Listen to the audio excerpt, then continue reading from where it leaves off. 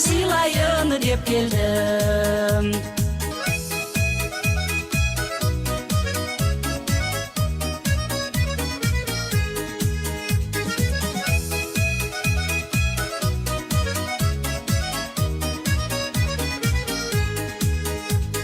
Нұрлы жандармен, тыңдармандармен өнеріміз өрлейді. Сіздер аманда, біздер аманда, қазақ әні өлмейді.